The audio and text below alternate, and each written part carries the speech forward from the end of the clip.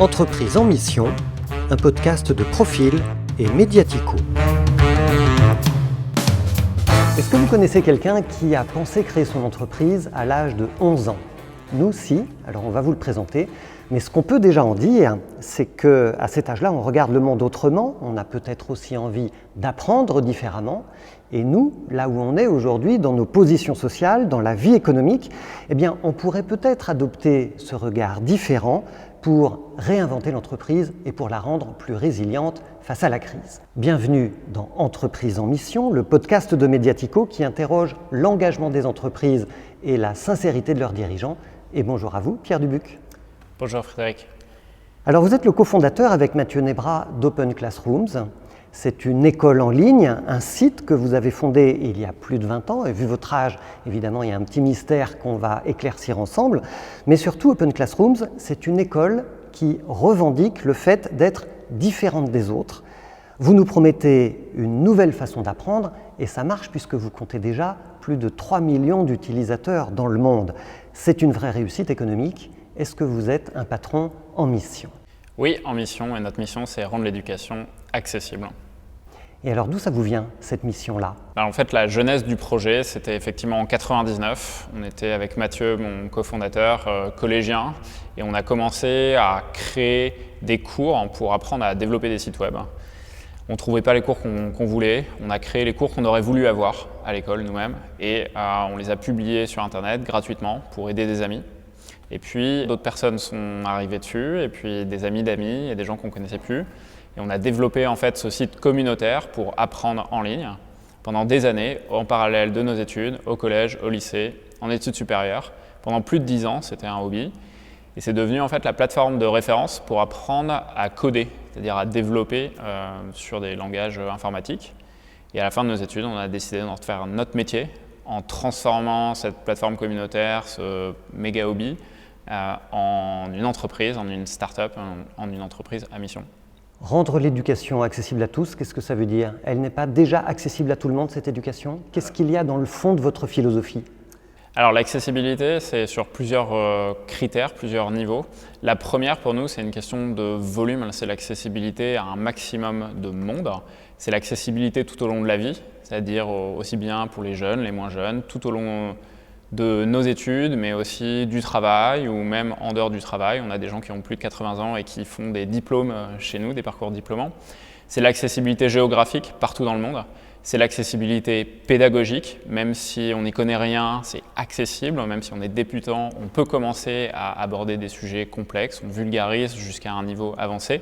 Et enfin, c'est l'accessibilité aux personnes en situation de handicap pour rendre en fait toute la plateforme et la pédagogie accessible à toutes les situations de handicap, qu'ils soient cognitifs ou visuels, auditifs, etc. Alors concrètement, qu'est-ce que ça veut dire de façon opérationnelle d'être une entreprise à mission ? Est-ce que vous devez adapter votre organisation, vos méthodes de fabrication ? Qu'est-ce que ça signifie ?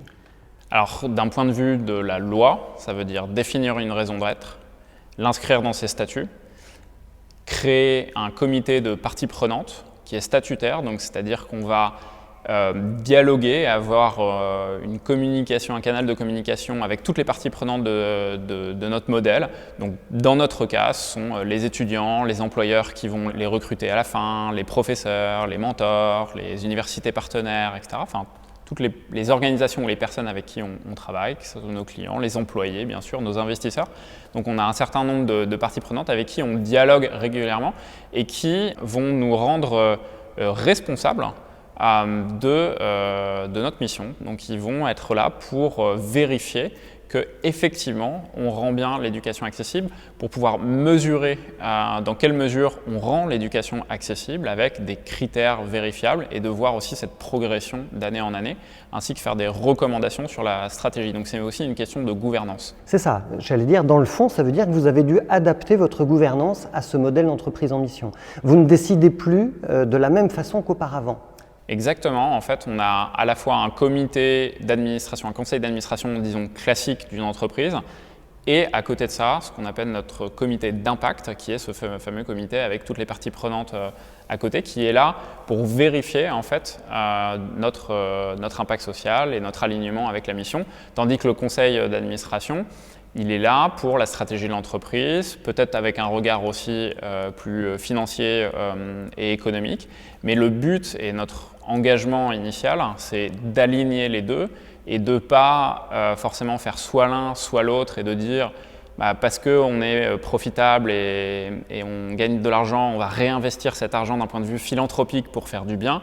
Non, ce qu'on veut faire chez Open Classrooms depuis le début, c'est le fondement du produit, de l'entreprise, c'est de faire le bien en fait. Donc c'est de rendre l'éducation accessible et de faire de l'argent en faisant le bien. Alors parlons un petit peu de chiffres, à la fois de chiffres économiques et de chiffres d'impact. Quels sont les chiffres clés d'Open Classrooms ? Aujourd'hui, on forme, donc, vous le disiez tout à l'heure, 3 millions de personnes par mois. On a plus de 200 employés. On a levé 60 millions de dollars en capital risque. C'est une entreprise qui grossit assez vite puisqu'on double de taille à peu près d'année en année. On a des étudiants dans 140 pays. Et puis on a un modèle aussi B2B, c'est-à-dire qu'on vend aux entreprises pour former leurs salariés et pour les aider aussi à recruter par la voie de l'alternance. Aujourd'hui, on compte plus de 600 entreprises clientes, parmi lesquelles Google, Amazon, AXA, Orange, SNCF et plein de très grands noms en France, en Europe et partout dans le monde. Et combien de collaborateurs ? Plus de 200, on a 220 et aussi on a ce qu'on appelle les mentors qui sont les experts du domaine qui accompagnent en fait les étudiants en one-to-one, en vidéoconférence. Donc c'est avec un accompagnement humain très soutenu, malgré le fait que ça soit à distance, c'est pas incompatible. Des mentors, on en a 1500. Alors un jour, vous décidez de devenir une entreprise à mission. En réalité, vous l'êtes déjà un petit peu depuis le début, mais vous formalisez, vous verbalisez les choses. Comment vont réagir vos collaborateurs ? Oui, c'est une bonne question. C'est vrai que nous, on avait cette identité en fait de la mission, même si au début, évidemment, quand on était collégien, on n'avait pas les termes de raison d'être, de mission, etc. Tout ça, c'était encore très nébuleux. Mais on sentait bien que ce qu'on voulait faire, c'était pas d'ailleurs une entreprise, c'était un site web et les cours qu'on aurait voulu avoir. C'était comme ça qu'on pouvait l'exprimer à l'époque. Mais de fil en aiguille, ça s'est vraiment matérialisé par une raison d'être, une mission, puis par une formalisation dans les statuts et l'entreprise à mission qui est beaucoup plus récente en termes de statut légal. Mais comment ont réagi les employés ? Déjà, ils savaient que c'était l'ADN en fait, de l'entreprise, donc ce n'était pas une grande surprise. Mais ils ont aussi beaucoup adhéré à la démarche et ils se sont beaucoup impliqués dans les ateliers aussi collaboratifs qu'on a fait il y a quelques années quand on a dû définir qu'est-ce que c'est la mission précisément. Quelles sont les valeurs et les principes derrière cette mission. Donc ils étaient déjà un peu préparés. Ils étaient préparés, mais c'est vraiment un dialogue, je dirais, et surtout il faut les faire participer, puisque à la fin, c'est bien sûr les fondateurs, les dirigeants qui doivent avoir aussi un rôle d'exemplarité, mais ceux qui vont la faire vivre au quotidien, ça reste les employés, ça reste l'équipe, mais c'est aussi les clients, c'est aussi nos fournisseurs. Comment réagissent vos clients, comment réagissent vos fournisseurs ?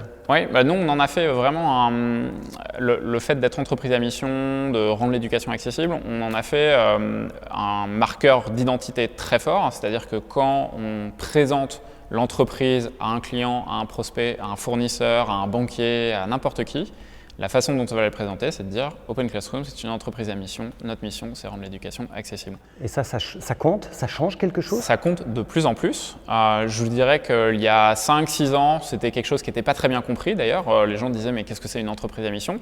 Ça continue encore, il y a une certaine évangélisation à faire encore. Mais de plus en plus, oui, les gens sont très réceptifs à ça, notamment les clients. Et on s'aperçoit qu'aujourd'hui, un client potentiel, quand il a le choix entre deux fournisseurs qui ont des produits équivalents et un est une entreprise à mission avec vraiment un modèle, on va dire, vertueux, clairement, ils vont privilégier ça.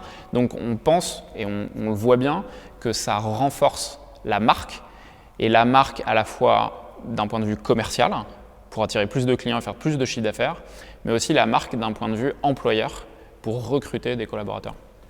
Et vous avez deux autres parties prenantes qu'on ne peut pas oublier, ce sont vos concurrents et vos financeurs. Ouais. Alors, vous êtes dans un univers concurrentiel. Comment ont réagi les autres plateformes de formation en ligne quand vous avez décidé de devenir entreprise à mission? Est-ce qu'elles cherchent à vous imiter? Est-ce qu'elles vous trouvent de plus en plus dangereux? Alors déjà, on n'a pas beaucoup de concurrents en fait en Europe qui ont un modèle online. En Europe, on va trouver plutôt des acteurs de l'éducation ou de la formation plus traditionnelle, des écoles, des universités qui vont progressivement en ligne. Aux États-Unis, c'est un petit peu différent. Il y a des plateformes aussi dites pure player comme nous qui sont entièrement en ligne. Mais il y en a finalement très peu qui ont cette démarche et cet ADN très ancré d'entreprise à mission, ou ce qu'on appelle l'équivalent aux États-Unis s'appelle Public Benefit Corporation ou B Corp. Donc très peu sont dans cette démarche. Toutes dans le secteur de l'éducation disent quelque chose sur rendre l'éducation meilleure, parfois la rendre plus accessible, mais pas forcément non plus. Mais en tout cas, c'est vrai que l'éducation intrinsèquement comme secteur, c'est un secteur qui est a priori utile. Donc il y a une certaine appétence naturelle du marché à aller vers des modèles vertueux.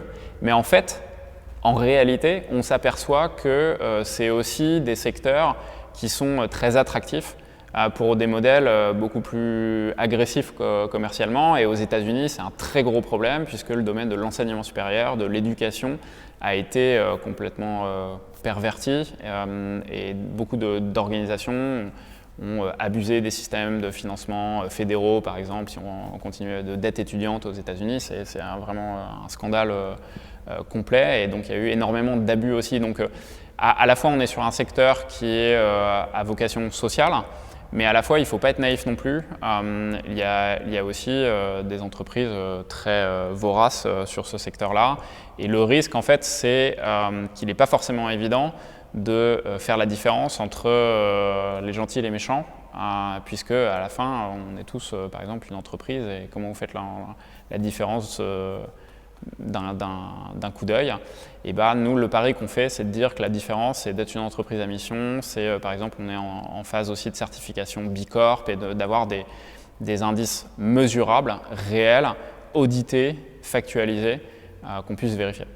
C'est ça, parce que vous l'avez évoqué plusieurs fois. Il y a ce principe de vérifier vos intentions, vérifier vos objectifs. Donc, quels sont vos objectifs chiffrés à vous et qui va venir les vérifier derrière? Oui, on pense que c'est vraiment important parce que le risque, c'est quoi? C'est de faire ce qu'on appelle un peu du social washing. C'est de dire, nous, on est entreprise à mission, c'est super, mais que derrière, ça soit business as usual. Clairement, ce n'est pas le cas du statut d'entreprise à mission. Pourquoi? Parce qu'il y a une obligation légale de publier ces résultats d'impact social et environnemental et de les faire auditer par un organisme certifié. Donc, ce n'est pas juste une déclaration d'intention, c'est quelque chose qui est vérifié, vérifiable et audité. Donc ça, c'est quelque chose qui est assez nouveau et qui est marquant, qui est un parti pris de la France, ce n'est pas la même chose dans d'autres pays. Donc ça, on pense que c'est très très fort. Pour nous, qui va vérifier? C'est notre comité d'impact dans un premier temps, qui est avec toutes les parties prenantes. Puis ça va être audité par un organisme certifié. Ça va être publié sur notre site internet, ça c'est la loi, c'est obligé de publier le rapport d'impact chaque année. Et enfin, nos objectifs chiffrés, pour nous, ils s'expriment, ils se simplifient, je dirais, dans un objectif chiffré qui est autour du nombre d'étudiants que l'on place en emploi. Parce que notre but, c'est de faire de l'éducation professionnalisante, donc c'est de l'éducation qui aboutit à un job. Et ça, cette année, par exemple, on souhaite placer 4000 personnes dans l'emploi, donc personnes qui n'avaient pas de job, qui étaient demandeurs d'emploi, qui étaient décrocheurs scolaires ou qui étaient étudiants, et donc qui trouvent un job grâce à nos formations, grâce à nos diplômes. Vous avez réussi à en placer combien l'année dernière? On en a placé plus de 3000 l'année dernière. Et à côté de ça, on a d'autres sous-axes d'analyse qui sont autour de la diversité, de l'inclusion, de l'accessibilité, etc., etc. Et qu'est-ce qui se passe si vous n'atteignez pas les 4000? Eh bien là, on va avoir le comité d'impact en fait, qui va constater ça et donc qui va pointer du doigt ça, qui va proposer aussi des axes correctifs pour le faire et qui a un droit en fait, d'alerte auprès du conseil d'administration pour rechanger la stratégie de l'entreprise pour l'année prochaine. Le but, c'est pas non plus, c'est comme un budget financier. Les budgets financiers, pas toutes les entreprises ne les atteignent chaque année, mais le but, c'est d'avoir une gouvernance derrière qui soit capable de le pointer du doigt, de rendre les dirigeants responsables de ça et de proposer des modifications de la stratégie, du budget pour l'année suivante. Donc l'entreprise à mission, c'est une stratégie d'engagement finalement. Est-ce que ça impacte votre rentabilité ? Alors on pense que ça l'impacte, oui, et on pense que ça l'impacte positivement, notamment pour les deux raisons que j'ai citées tout à l'heure. C'est la marque d'un point de vue commercial est beaucoup plus forte. Ça prend du temps à construire, mais d'année en année, on s'aperçoit que les gens achètent chez nous, que ce soit en B2B ou en B2C, parce qu'on est une marque engagée, parce qu'on est une entreprise à mission, parce qu'on fait le bien sur la planète et dans notre communauté. En tout cas, on essaie de le faire. Ça a un impact aussi très positif sur l'engagement des salariés et le recrutement. Là, on l'a vu par exemple avec la période du Covid, qui a aussi accéléré, je dirais, les questions de réorientation ou de reconversion de personnes qui ont été confinées chez elles et qui se disaient mais finalement est-ce que mon métier il a vraiment du sens ?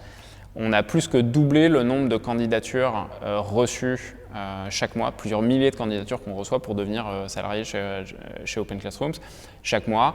Et le sujet numéro 1 qui revient dans chaque candidature, c'est la mission, c'est rendre l'éducation accessible, c'est l'engagement de l'entreprise et c'est pour ça que les personnes viennent postuler. Et ça veut dire que parallèlement, vos actionnaires ou vos financeurs, dont on a encore très peu parlé, eux, ils regardent aussi positivement votre engagement d'entreprise à mission. Ce n'est pas pour eux un frein au développement, ce n'est pas une contrainte économique particulière. Alors, ça dépend lesquels. Il faut les choisir, ces partenaires financiers. Je ne dirais pas que tous les partenaires financiers vont voir les choses de ce point de vue-là, pour être clair. Mais nous, ça fait partie aussi intégrante de notre démarche. Donc, je disais, c'est vraiment une démarche à 360 degrés. C'est-à-dire que quand on va chercher des nouveaux partenaires financiers, on leur dit, voilà, nous, on a une entreprise à mission, on a des valeurs, on a des statuts, on a un comité d'impact. Pour nous, c'est très important dans notre démarche d'aligner l'impact social que l'on crée avec l'impact financier. Et de l'aligner à la fois au niveau de la gouvernance, au niveau des investissements, au niveau opérationnel, au niveau des produits, au niveau commercial. Donc on a choisi en fait des investisseurs qui sont dans cette démarche-là et on les a fait signer aussi à la fois dans nos statuts mais dans notre pacte d'actionnaires sur cet engagement. Donc c'est quelque chose qui est d'un point de vue juridique complètement engageant pour absolument toutes les parties prenantes de la société. Avant de finir, est-ce qu'il y a une question que j'aurais oublié de vous poser, que vous voudriez partager avec nous, ou est-ce qu'il y a peut-être une confidence de dirigeant d'entreprise à mission que vous voudriez nous faire ? Un chiffre, c'est aujourd'hui, il n'y a que 100 entreprises à mission en France, au sens de la loi. On sent que c'est en train d'exploser. Cette thématique, on en entend de plus en plus parler, on voit de plus en plus de dirigeants, même de grandes entreprises qui se lancent dans ce type de démarche. Par exemple, Danone, Emmanuel Faber a annoncé qu'ils allaient devenir B Corp, etc. Donc des petites, mais aussi des très grosses entreprises s'y lancent. Mais à la fois, il n'y en a que 100, c'est pas beaucoup 100. Donc j'ai envie un peu de passer le message et de dire, maintenant qu'on en parle tous, en fait, qui d'autre saute le pas ? Faisons-le. À titre personnel, Pierre Dubuc, est-ce que ce projet de porter une entreprise à mission ou de transformer cette entreprise en entreprise à mission, est-ce que ça a changé quelque chose dans votre vie à vous ? Oui, je pense qu'on est beaucoup plus aligné en fait avec qui on est. Si on a fait ça depuis le début avec Mathieu, c'est aussi parce qu'on a cette fibre entrepreneuriale aussi, mais d'aider les autres.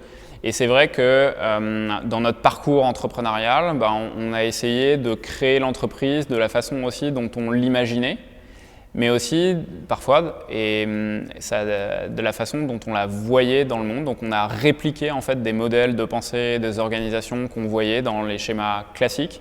Et en fait, on était assez malheureux parce qu'on voyait que ça ne nous correspondait pas, que c'était un peu faux, que ce n'était pas exactement le modèle qu'on voulait créer.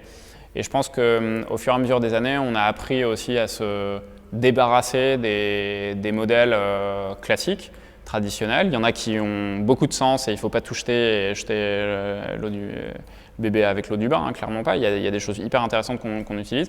Mais on se sent assez libre de changer des choses qui paraissent paraissent être acquises et de dire chez nous on va faire différemment et des fois on se plante et c'est la vie. Mais en tout cas ça nous permet d'être mieux alignés avec qui on est et entre le perso et le pro, je pense qu'on arrive un peu plus à se regarder dans un miroir, je dirais, et à être fier de ce qu'on fait. Je vois même des managers très expérimentés qu'on embauche chez nous qui nous disent je suis fier de participer à l'aventure aussi par les yeux de mes enfants qui trouvent que travailler chez Open Classroom, ça a beaucoup plus de sens que de travailler dans tel grand groupe dans lequel je travaillais avant. Eh bien, merci beaucoup Pierre Dubuc d'avoir accepté notre invitation. Merci Frédéric. On vous souhaite de faire beaucoup d'émules du coup dans votre secteur d'activité, de passer peut-être de 100 entreprises à mission à 1000 et puis à 10 000 dans les prochains mois, dans les prochaines années. En tous les cas, bonne route à Open Classrooms. C'était Entreprise en mission, le podcast de Mediatico que vous pouvez réécouter sur toutes les grandes plateformes de podcast audio et que vous pouvez retrouver aussi parmi nos portraits engagés sur mediatico.fr, le média qui redonne du sens à l'économie.